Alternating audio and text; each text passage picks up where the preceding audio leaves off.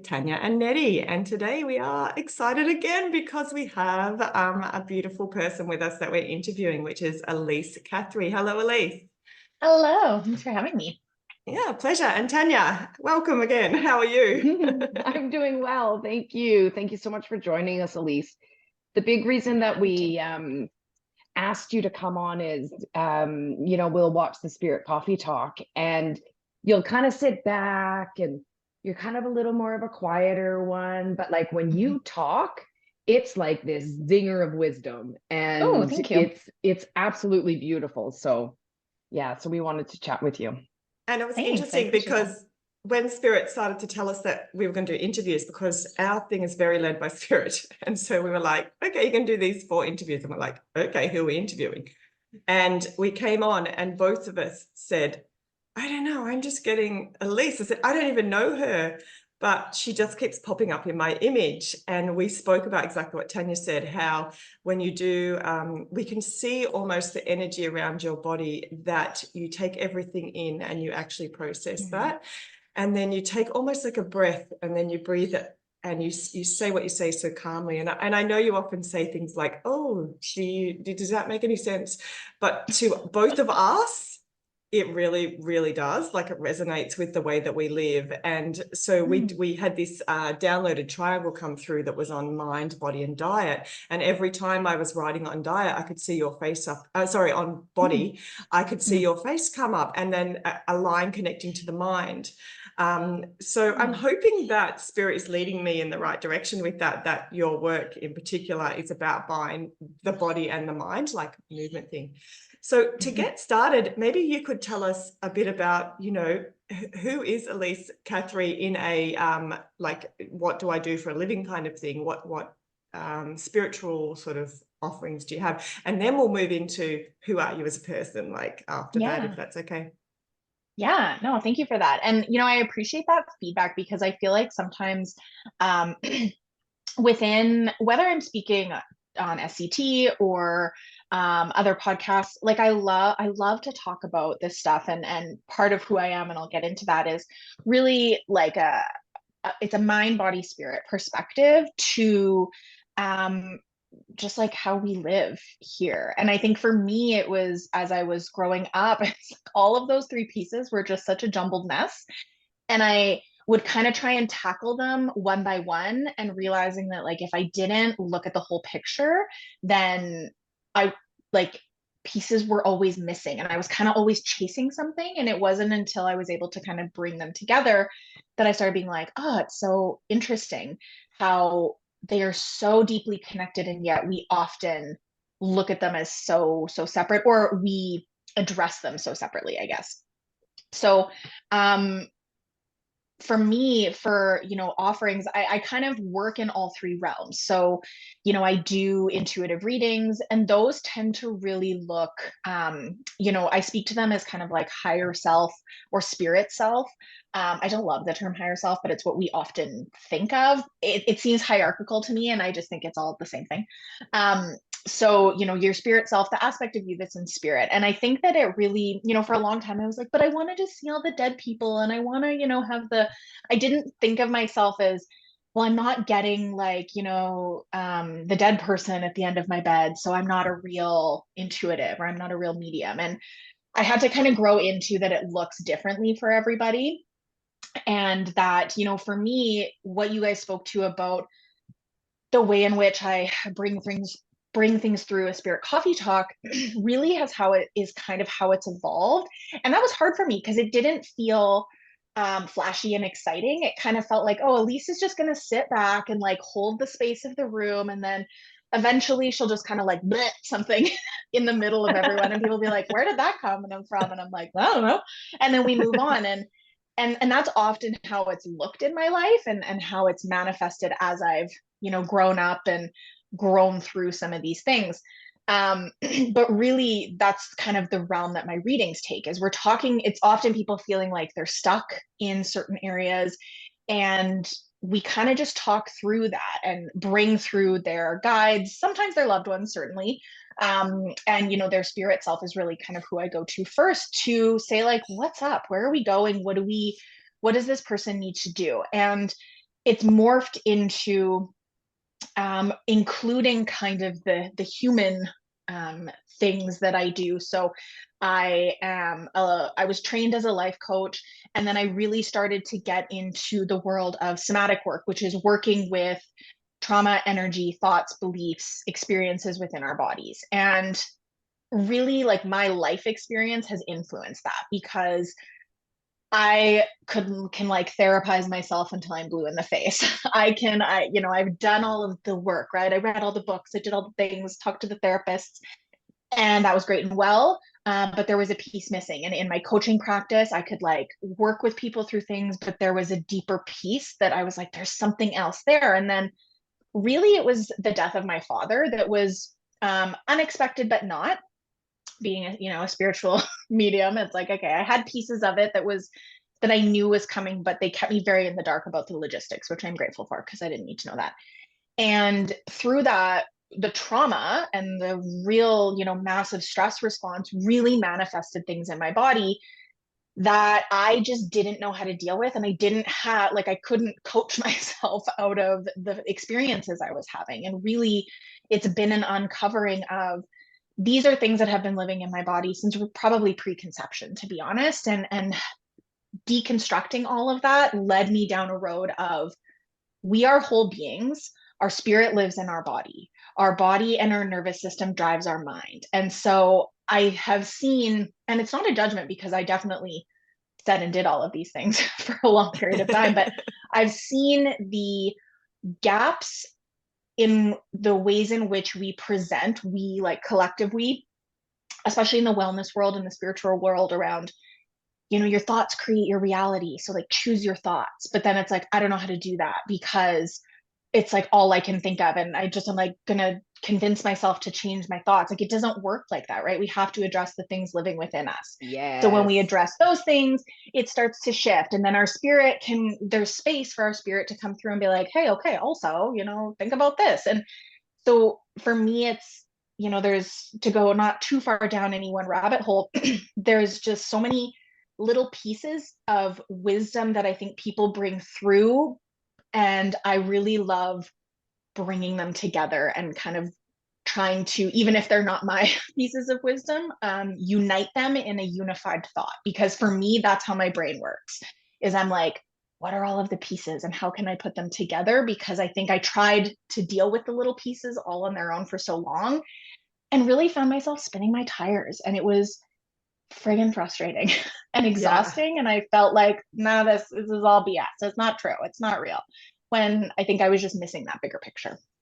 I love that, because it's what you're basically saying is no one has the answer. It's like the answer comes from like so much little pieces. And sometimes you don't even know when that last piece goes in. It just seems like that bit of the jigsaw. And then you're just like, oh, I'm okay with this now, but you don't realize that there was 50 pieces in that puzzle that you slowly put together. And when we work in the fields that we work in, you actually start to see those pieces and how they all Totally fit together, and then the importance of what you do of finding the missing pieces for that person. Like, I've been trying to do this for ages, and I've recognized my trauma. I know where it comes from, but why can't I get over it? Yeah. And even why the can't trigger you bits. integrate it? Yeah, and what I love that you said is like the thoughts, and a lot of our podcast is very much about keeping it real, and you see all these little snippets that will be like, oh, change your thoughts and change your outlook, and it's like, it doesn't work like that. I can't just force myself to be somewhere that I'm not. So if that's happening, I mean, your thyroid can be out and you have terrible anxiety, or it could be, trauma, emotions trapped in your body that you're not processing. So I love the message that you're sharing, that it's about balance and like bringing everything together so that it all works cohesively, as opposed to, we'll work on the physical here, we'll work on the emotional here, we'll work on the spiritual here, but not combining it all together. Is that accurate to what you're saying? Yeah, 100%. There's a quote by Gabor Mate, whom I love, and he says, yes, our thoughts create our reality, but first our reality creates our thoughts. And so it's so prevalent in the So manifestation cool. conversation. And again, like, I have spouted the same things around, like, you have to change your thoughts in order to change your reality. But then when we're trying to address these things, they're living so deeply in us, it becomes almost like compulsive, right? And there's ways in which we can learn to watch them through meditation and all sorts of wonderful tools. But if we're not addressing, like, why are these things living in me so deeply? And where did I pick them up from? And again, we can do that from the mind, and that is an important aspect of it, but we also need to do it from the body. And like, why is it living in me so deeply? And I think that that is often the piece that's missed, because it's also so subtle. And it a lot of times when I'm working with people in the somatic realm, like I say to them, you know, this is not sexy work. It's slow and it's subtle and it's probably feeling kind of boring. And there'll be times where you're like, why are you having me do this? Like, you want me to stop and like look around my room? But it's like you're teaching your nervous system, hey, I'm safe. Can we just attune to, like, I don't actually need to have a full stress response when my phone email bings, right? It's like, and that's how we've collectively trained ourselves to be, and the world that we live in has trained us to be that way. And so we're just fighting against this like natural body physiology that's not necessarily normal or healthy or helpful, but it's natural. And we, frankly, we shit on ourselves a lot. And the wellness worlds and the spiritual worlds can kind of shit on us too for like, you're not trying hard enough, you're not. And I'm like, no, I don't really believe in self-sabotage, because I think that if we're not able to stick with something, it's because there's something inherently that feels unsafe or uncertain, or like we can't access it. And that's not something to just like shame ourselves into, like, do it harder, figure it out more. It's like, let's take a step back and figure out why this feels so deeply uncomfortable for you and why you keep unconsciously turning away from it. It's a coping mechanism to try and keep ourselves safe. And so we're kind of unconsciously reinforcing that experience by pushing so hard. And so again, it doesn't feel like flashy and exciting and fun. It's slow and steady and methodical, but that's how it has to be, because we're telling our bodies and our nervous systems it's safe to be here. The fear, the, you know, whatever kind of contraction or thing that's pulling you away from where you're wanting to go is simply because of some sort of internal response that feels like that is unsafe. And so let's address that before you enter into these like manifestation practices and then feel like, man, this is bullshit, it doesn't work. Or, you know, spirit's telling me this, but then I can't seem to get there. I'm it's because we need a bridge, right? The jump feels too big and we need that bridge to guide us there. It's not because spirit's wrong. It's not because, you know, you're not trying hard enough. It's not because manifestation or energy work isn't real. It's just because there's a gap there that something internally feels like, oof, that's too much. I don't want to go there just yet. So would you say that somatic practices is in essence to calm the nervous system? Yeah. Okay. So everything that we do, like, you can work through you know, blocks. You can, you know, it's like, oh, I really want to start, you know, going to yoga, but I just can't get myself there. Or I go and then I do a class and then I quit, or I stop it really, or whatever. And really, you know, like, we can work through somatically why that is, and support the body in edging towards that safety. But we can also just come at it from the, like, what does your body want to do? Where does it want to go? And we can allow it to lead. Inherently under all of those pieces, though, is keeping us within what's called the window of tolerance. So like, we're not in a trauma response, we're not getting triggered. We're edging towards the things that are holding us back or that are living within us from a place of safety or perceived safety. And it's all about nervous system response and allowing it to settle down. I really believe that the majority of us are in like overtaxed, overly heightened nervous systems. And we believe that's just how it is. And the reality is it doesn't have to be. And even as a practitioner, like, I'm not saying I'm Zen all the time, but I really can notice when my nervous system is like freaking the hell out and when it's more settled, based on how I interpret things around me and how I experience my life. And so it's using that as a bit of a compass. It sounds like what you're giving people is a beautiful life tool as well, like to actually be able to kind of learn this practice so that whatever you do in life, you stop and actually reset your nervous system to a certain degree, or stop the triggers, or create new habits.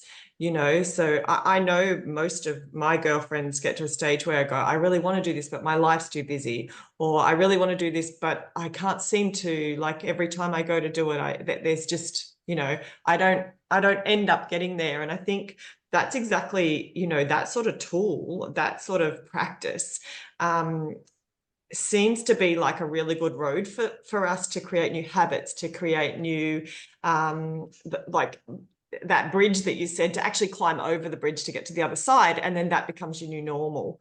That's sort of how I see that, and I can see in my own life how that would work so well. And even with the triggers, you know, like you mentioned your father dying, which is a significant thing, and that you knew a bit about it. I was told exactly when my dad would die, to the T, which has been an horrific thing. And I haven't been triggered by it until about a week ago again. And I thought that I'd worked through all that.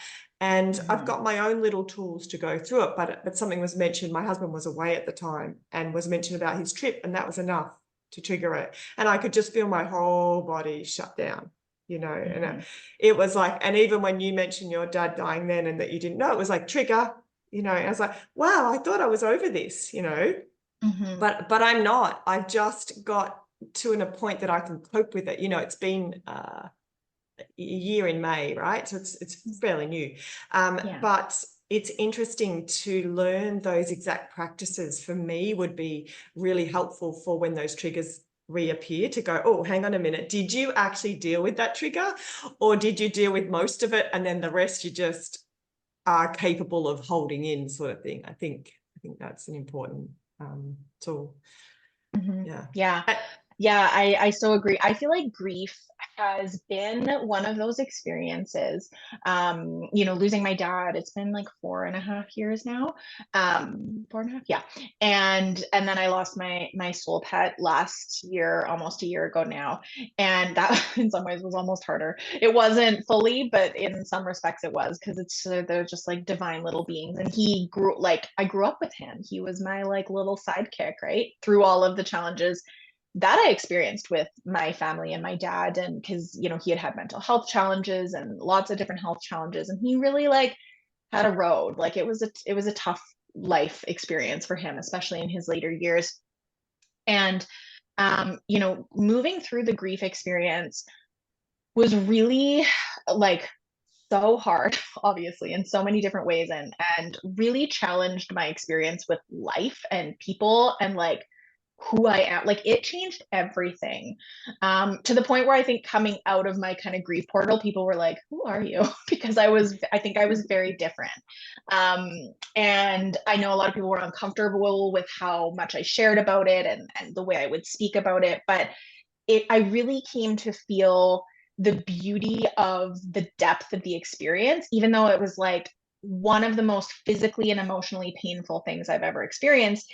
It also like opened me up to the fullness of feelings and emotions. And so when I speak, you know, somatically, one of my favorite, I guess for lack of a better word, ways to cope is, like I was saying before, I'm really good at therapizing. I'm really good at looking in my brain and being like, well, this probably comes from this trigger and da da da da da da.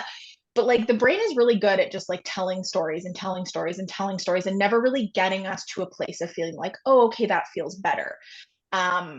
It's more just like, oh, look at all my shit on a plate, and here it is, right? I've identified it. Intellectual. Yeah, great. And then it's like, okay, move on, and nothing has changed. I'm just really aware of it now. I was just gonna say, it's not an intellectual exercise. Exactly. Yeah. And, you know, with grief, moving through it and really deeply feeling it. And I didn't realize I was doing it in a somatic way. And, you know, perhaps that was spirit led. It probably was. But, you know, one of my favorite somatic practices, like where I have the space, is pausing where I can, or sometimes we can recall the emotion if it's like, oh, I'm driving, I can't like pause and drop into my feelings.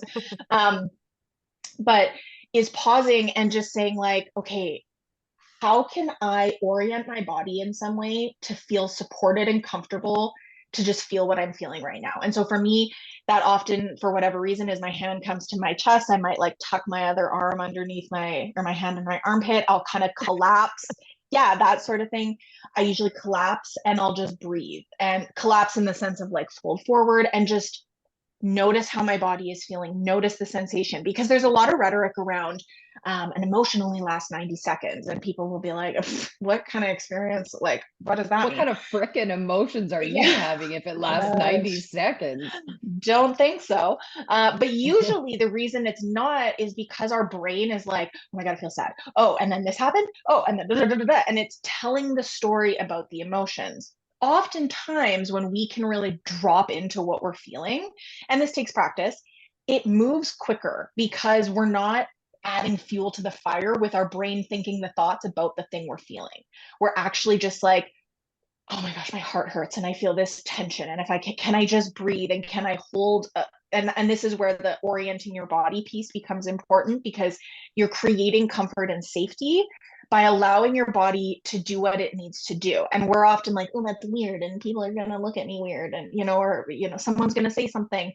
My partner now knows, like, if I'm just kind of like collapsed in a weird shape, I'm probably just moving through something, and he's like, okay, you do you, and I'll check in after. I'm like, I can't talk, I'm feeling and so for me, that has really helped me. But through the grief process, I remember that was something that I just kind of intuitively did, because I didn't know. I was working in a new job, I didn't know anybody. The job that I was doing was inherently related to my experience with my dad. I'd started like 2 weeks, and then 2 weeks later he passed away. And so I'm like in this world, and I'm like, I don't know what to do with myself. And I didn't feel safe to cry at work, or, move through my emotions or what was happening.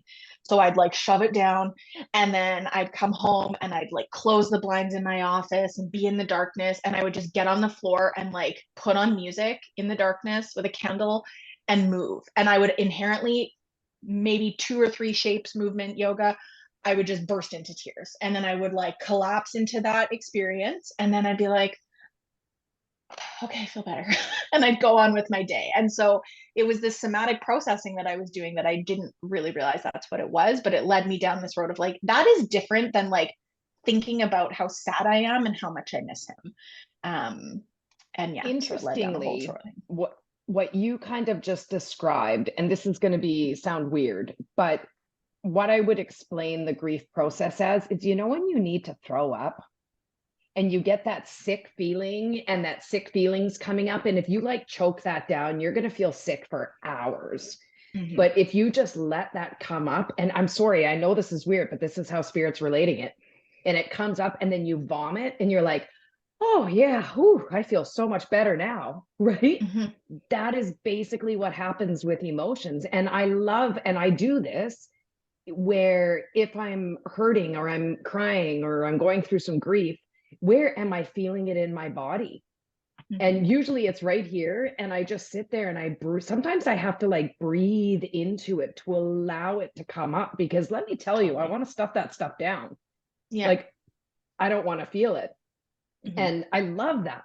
So does mm-hmm. it require, like you said that you had yoga movements, and I've seen these ads or something come up on TikTok about like somatic exercises where they're doing like these hip things. So does that come in? I see you rolling your eyes, which is awesome. Keep it real and tell me sort of what that actually looks like. Yeah. So it's, I mean, those are certainly, there's different, there's different ways, and I haven't even really fully kind of unpacked what this looks like, but somatics is becoming like kind of a fancy term, which is great, because I think a lot of us are missing that connection point into our bodies. The way in which somatics is described, depending on the program or like the offering, can be very different. So those types of programs, they're not inherently bad by any stretch. I mean, as long as they're a qualified practitioner. But like yoga is a somatic experience, right? A lot of people, it's not inherently somatics, it's from its own lineage, but inherently when people are doing yoga, we're present, we're feeling into our bodies ideally. And, oftentimes people will say like, oh, in a hip opening exercise, like emotion can come up. That's often a somatic experience, in the sense of we do tend to store a lot of stuff in our hips, but we can store stuff everywhere. And so from like a yoga perspective, it's not somatics in that it's tailored towards that, but you can certainly have somatic experiences within it. And you know what, maybe that's not even a true statement. I think it's just not like defined as that, but it's inherently very somatic. Somatics is just the connection and movement, like processing with the body. Soma is the body. So, but those types of things where it's like, you know, somatic exercises to release trauma and things like that, there are certain ways in which you can move your body to target areas that might have stored trauma, stored emotions, things like that. On the flip side, when we have chronic illness, chronic pain, especially when there's like muscle ligament issues, we can also have that can be part of a somatic experience around maybe we have something stored there. We can also have, you know, the way in which we organize our bodies, whether it's from a like trauma place or just a repetitive nature, we can start to have essentially a disassociation with that area in the body, and it starts to create chronic tension, chronic tightness. So that's where it's like, oh, you know, I was having issues with my right shoulder for a long period of time, and there was a somatic orientation to that, and that, you know, the right side of my body has had a lot of physical health challenges, so it holds itself differently. But then there was also some anger that was living in that space, and it had a lot to say. So I, you know, had to come at it from a like, okay, how are the muscles and the tissues and the tendons organizing themselves to try and create some sort of protection? And can I also address whatever emotion or thing is living in that space? And we don't always have to understand it either. That's the other thing. Like sometimes it's the weirdest shit. And you'll be like, oh, my big toe has something to say. And it's like, okay, well, that's where we're going with, right? It doesn't always make logical sense, which sometimes can be hard for our brains because we want to like understand where it comes from and why your right shoulder is angry. I never found out why it was angry. It was just angry. So I would love to know a little bit about outside of your sort of work, what you do personally to ground yourself, to sort of get yourself. I know, you know, we've spoken about meditation in this and the role of meditation. And for me, I always thought meditation when I heard the word was, you know, people sitting still. And what I realized, what I learned is that I meditate a lot during my life. But for me to meditate, 90% of my meditation is done moving. And only 10% of it or less is actually achieved at sitting still. And there's times where I'll just actually need to sit still and bring spirit in and do that. And when I'm doing readings, I even I stand up often. So cool. we're at a bench and I will walk, and the more I walk, it's like I almost have kinetic energy building up with spirit, and it gets more and more. And so I wondered for you, like, what does meditation look like? Does it play a part in there, or what else do you do to help ground yourself so that you can, because this is a lot of energy that you're doing constantly in several different types of intuitive work. Mm-hmm. Yeah, meditation for me has been a journey, we'll say. You know, there's periods of time where my body nervous system is like, yes, let's get into it. And I can just like sit down and take some breaths and drop into my body. And usually the way I like to, even if I'm meditating just from a space of like trying to quiet my mind, or if I'm meditating from a space of like opening up and being like, hey guys, what's up out there? It usually is the same process of dropping into my body and then through my heart space. Sometimes it's through my solar plexus, it's kind of wherever I'm drawn to, but usually I'm dropping into kind of a chakra region or somewhere in the body that feels really open that I want to expand out into. One thing that's been really interesting is, you know, is as I've learned more about the nervous system and being able to track where my physiology is at any given moment, because there's been a lot in the last handful of years, that there's periods of time where like typical sit down, be quiet meditation feels really uncomfortable, to the point where like I can't even sit with my eyes closed because it feels like I want to scream. And I just like my eyes are like bing. And for me, that is typical of when my nervous system is a little more frazzled, I'm a little more overactivated, there's probably other things going on. Maybe, my physical body is having some challenges. And so for me, I honor that and I don't force it, because that's my body saying like, this is not the time for you to be like quiet and sit still.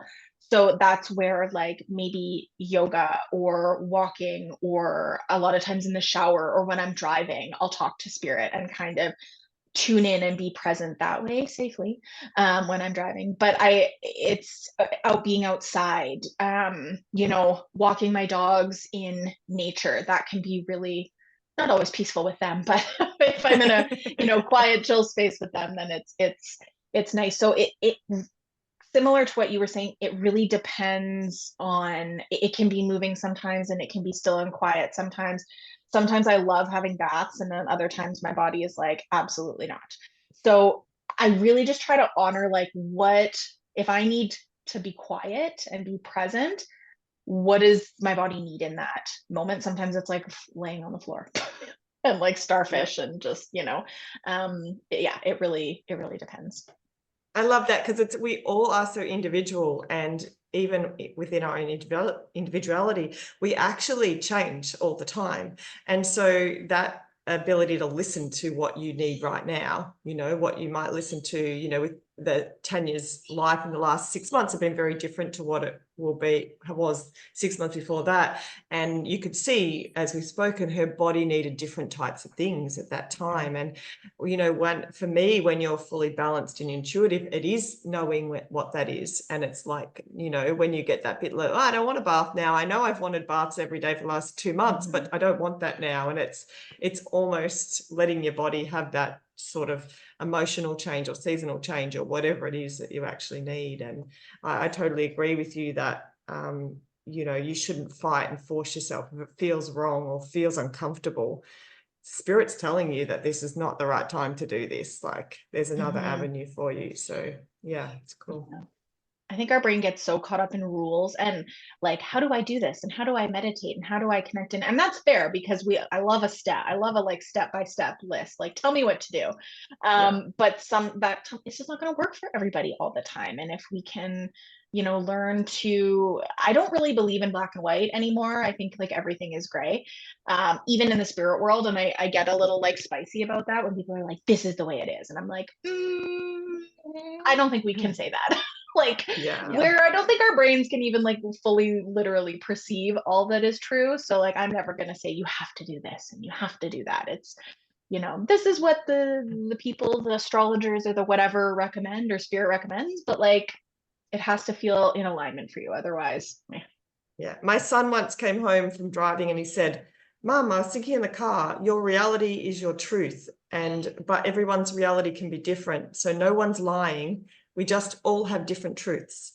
And so you just got to honor your truth, but also be aware that you may one day also have their truth or their reality. And I was like, that's super cool. And then he goes, okay, I'm going to do homework, and left. And I was just like, no, that's profound. I want to discuss it more. It's like, and it's never left my mind, because it is true. It's just like the minute we think that our opinion, I've listened to a few people saying this is how it is, and this angers me because these people are wrong with this. It's like, no, they're not wrong. They're just not your right. They're just not your reality. And probably for a reason. You're not on the same path of them, or you're in your own method and your own learnings, and you may never get to there, or you may have passed their thought pattern, but let them take their own journey and find their own direction. And which I think is something that we talk about so much. And I love, Elyse, the way that you're explaining it, is that it has to be intuitive and it has to come sort of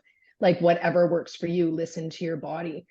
For example, you have somebody used the yoga example that was like, oh, I want to get to yoga. I want to get to yoga. Maybe you're not getting to yoga because that's not what you should be doing.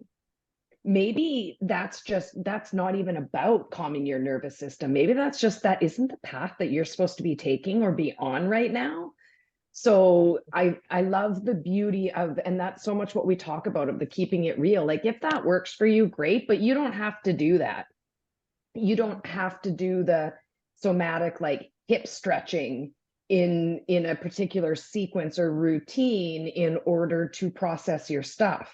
You just have to understand that there's an emotional, mental, and physical connection that needs to be working in unison and balance, because you can't just, like I'll often say, you know, if an ailment has gotten to the point, say, of ulcers in your stomach, you can't lay on a yoga mat and align your chakras and think that your ulcer is going to go away. Like, you actually have to, you know, put it into the actual physical body as well. Take all of those things into consideration. Mhm. Yeah, totally. I have a great example of that, actually, in that I mean, technically I still am a yoga teacher, facilitator, and taught for many years. And I really loved like the slow kind of methodical practice. I was never like a yoga as a fitness person because it just never really jived for me that way. Um, and and so, you know, people would either want me to teach that way, which I didn't, or you know, we want yin, we want like really slow, long holds. And I used to love, I was like, oh, yin is like so slow, right? You hold the poses for a really long period of time and relax in. And I was really good at it. But there was a part of me that was like, I would resist going to those classes. I would resist teaching those classes. And a friend of mine and myself, we co-taught for a long time just because it was fun. And so she would often teach those classes because I just didn't ever steer towards it, even though I was like, logically, I feel like I would really enjoy this. Well, you know, years later, I learned that I'm hypermobile. And for people with like really intense hypermobility, that can actually cause a lot of issues. I didn't know that I was hypermobile until, you know, post intense endometriosis experience. And I basically had to stop moving for like 2 or 3 years. And losing a lot of my strength showed, oh, actually, you're way too bendy and your joints are at risk if you're holding shapes for too long, if you're stretching for too long. And so now I'm like, well, shit, what do I even do? Like, I've had to like reteach myself how to move in that way to not injure myself. It was just something that was always kind of hidden under the surface because I was really strong and active and could do those things without injuring myself. But I'm guessing if I had to push longer and longer and just like forced myself into doing this certain type of movement, I probably would have hurt myself to some degree. And so it's Yeah. exactly that spirit, my body being like, don't do that. That's not for you. Even though Yeah, I was like mentally wanting exactly. to make it work. Yeah, and so you actually listened, and so cool that you actually found out why years later. That's Mm-hmm. fabulous. That's Yeah. exactly what Yeah. we're saying. Did you have other questions, Nettie? I've got so many questions, but I think was really just kind of the last thing I was hoping is that you could give us an understanding of who would come, like when would I come to you, who would come to you, that sort of stuff, so that listeners that are starting to say, oh, this sounds like this could be something for me, would say, how they can approach you, but also at what stage, like what are you going to do for them? What does a package sort of look like with Elyse, you know? Oh, that's a great question. Well, I mean, I do readings, right? So you can connect with me a number of different ways. And those readings, again, they tend to look a little coachy. That tends to just be the people that, you know, they're not necessarily looking to, you know, connect with their dead grandfather. They're looking to be like, I'm stuck and frustrated and, you know, what's going on in my life. So yeah, I connect with people one-on-one through readings. Somatic and coaching wise, you know, I work with people in a couple different ways. I'm always open to having a conversation, and it's like no pressure, because for me, when you're working with somebody, you know, somatically or through coaching or whatever it looks like, there has to be a sense of safety. And if you meet me and you're like, not for me, totally fine. I'll happily refer you to other people. So I'm always happy if someone's like, I don't really know what I need, but I feel like I want to talk to you, just send me an email or reach out through my website and we can have a conversation. Um, and it's never any pressure. And It's they're totally open. you can do that in person and in Zoom, right?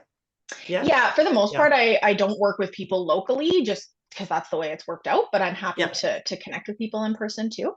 I'm in Alberta, so if anybody's in Alberta and they want to connect, but yeah, through Zoom is the majority of the way that I work with people. And you know, somatically, it can look like oftentimes when people are working with me through like a coaching package, which inherently includes kind of mind, body, spirit, because again, I just don't think they can be, they can be separated, but I don't like to separate them. And usually what that looks like is I am going through X, Y, and Z thing, and I need support either getting through it or I need support moving towards something. And I'm having, it's like this running up to a resistance. There's something that I'm just not getting there on my own. That can also look like I am so chronically stressed and exhausted, and I'm miserable in so many different ways, and I don't even know what it looks like. So I'm speaking broadly because it can be really broad, or it can be, you know, I've supported people going through writing their first book and putting it out into the world, and the very like tangible things, but also not that I'm an expert in that, but the tangible things of like, I'm afraid that people are going to judge me about this. And there are so many fears coming up, and we can work through that from a mind, body, spirit perspective as well. So it can really look like a bunch of different things. If you're curious, like I said, I'm really always happy to talk about it. But another big one for people is like, I am so chronically stressed and I need some support, and I don't know how to bring my overstressed, hyper aroused nervous system down. I'm trying to do all the things and nothing's working. And so that's another way that I support people. I work with people in package form, which is usually how people start out with me, just because somatics is slow and it takes time. But if you're just curious and you want to see what it's like, I also offer one-off sessions as well. So I'm really super flexible.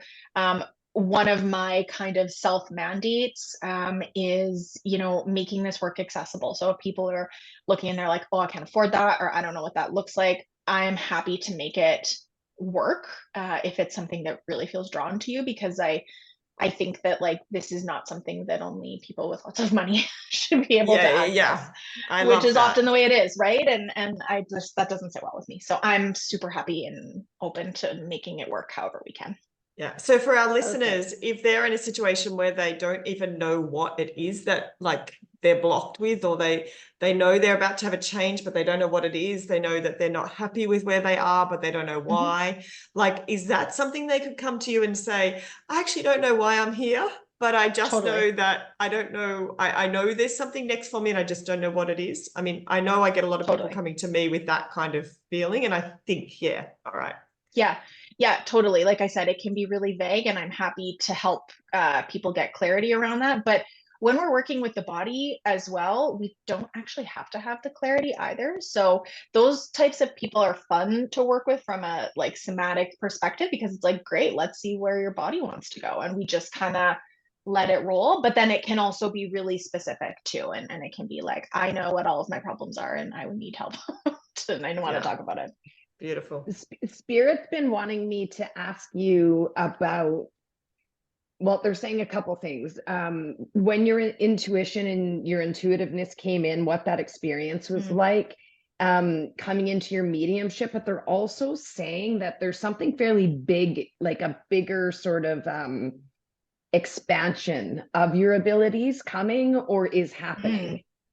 Are you, can you speak to that? Yeah, so it started, like I said, I wasn't like the kid at 2 that saw my grandma at the end of my bed. I kind of wish I had, because it's like a neither cool story, was I. but yeah, it's like I never like, yeah, I was like, yeah, spirits are cool. I don't know, I believe in it. For me, the way it manifested is I was always told you're wise beyond your years. Like, you know, I would walk into a tumultuous situation usually, and like stand there and kind of listen, and then just be like blah blah blah blah, blah and say something, and everyone would be like, what? That's exactly like, what we saw you do. Yeah. And my mom would be like, you know, I remember my mom saying like, where do you get this from? And I'm like, whoa, I think I'm so smart, because I was a teenager and, you know, whatever. So it really manifested more in my teen years. And it kind of started out that way. And then what I started to realize is it would happen, you know, with friends or whatever, or I would have like really strong feelings about something and they would happen. And then I kind of started to be like, okay, that's interesting. And started to play with like manifesting and things like that. It wasn't until going to, actually, no, sorry, it's meeting Jeanette.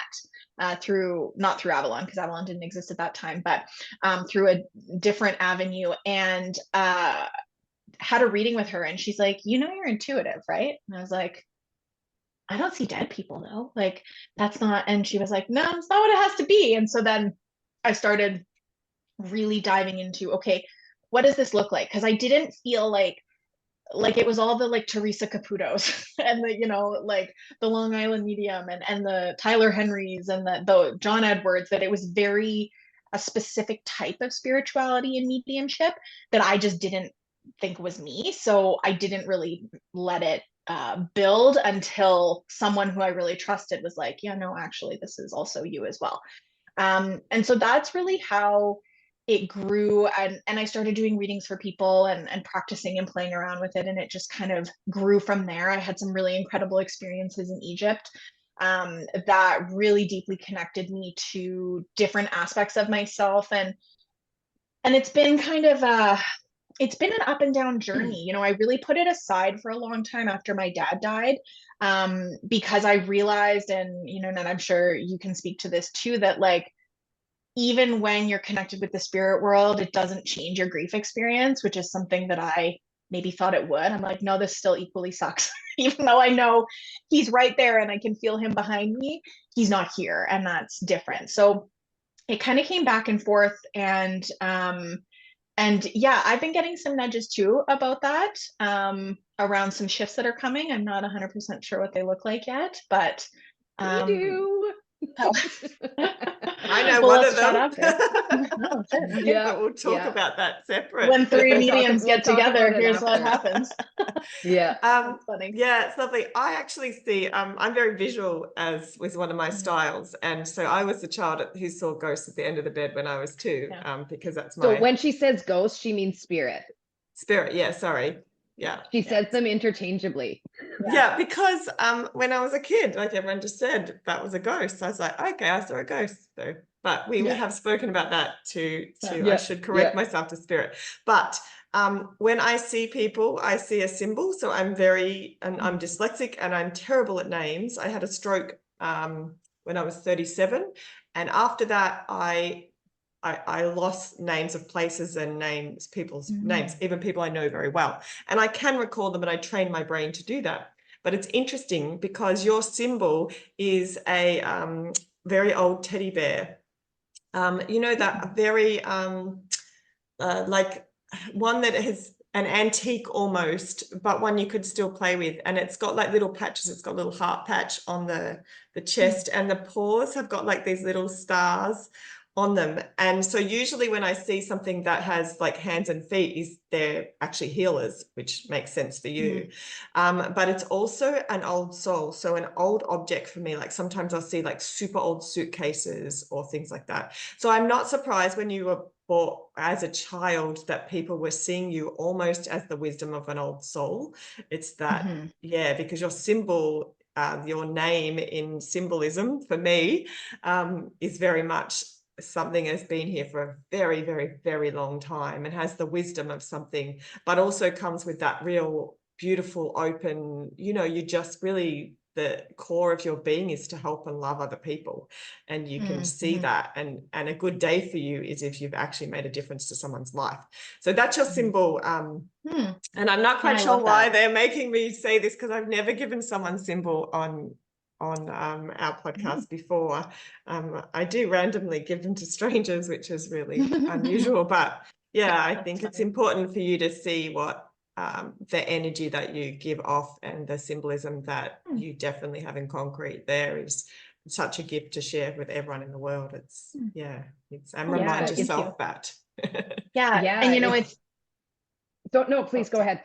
I was just going to say, it's funny because one of the, you know, through kind of my like learning to understand, and again, you know, harping on the same old thing of like the mind, body, spirit, and how so many of these pieces fit together, in that in many ways, I've learned that, you know, I am an old soul, and especially early on in kind of my opening up and understanding who I am, and yet haven't lived a lot of human lives, like actually very, very few. And so there's been this interesting experience for me of feeling like a friggin' fish out of water here, where I'm like, I don't know how to human.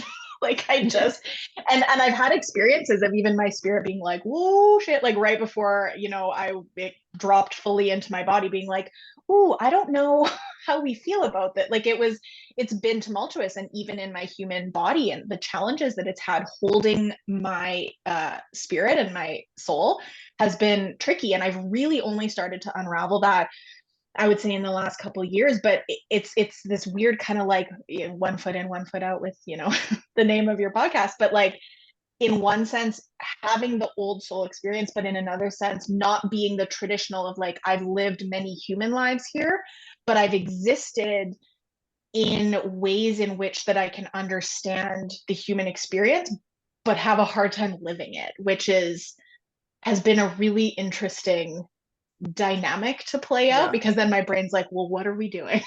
Because you don't know how to exist. I'm getting so sweaty, and so like I can feel the energy growing around me. So I'm gonna have to say this, but I agree. Like what they're saying is that you actually have been on Earth many, many times, but not as the human, but as the guide. And it's very different to be the guide and then a human guide, because you have to then communicate with the body and the mind, and that with people, rather than just being able to connect with people intuitively. And that difference is really is difficult to do, because you're carrying heaviness, you're carrying weight, you're carrying all those things that come with a human body. You're also getting the fear and all those other emotions that are attached to a body, that when you were a guide over many, many, many, many years, you didn't have to be concerned with. And part of the journey, the beautiful journey for you, is that when you go back to being a guide, this human experience will make your ability to do that even stronger. That's funny you say that. Yeah. The thing that's really beautiful about that, though, is that you're speaking to her soul being in this human body, but that's actually what you're kind of breaking down in the work that you do, is the mind, body, spirit. So it makes sense that that's kind of the way in which you came to this incarnation, and for you to be able to then kind of be like, I don't know how to human, right? Which I think is the cutest phrase. But then you can actually take those three pieces, break them down, and figure out how to beautifully balance them. So with that being said, Elyse, thank you so much for joining us. We're just about at time. Elyse can be booked for readings at avalonspirit.com. She also has her own website, Cathrea Coaching and Wellness, and she has Instagram, which is the name of Elyse Cathrea. And thank you. That was lovely. It was lovely getting to know you. Like I said, I watched the Spirit Coffee Talk, and you come out with these zingers where I'm just like, whoa, like, where did that come from? Right? Like, you'll just sit back all calm, and then you'll be like, la, and then sit back all calm again. It's like, and I'm like, I don't know what I just said. Did that make it? Go back to her. Sometimes we ramble. Go back to her. So I'm very glad that you joined us. Thank you, everybody who's listening, for joining us, and we will see you next time.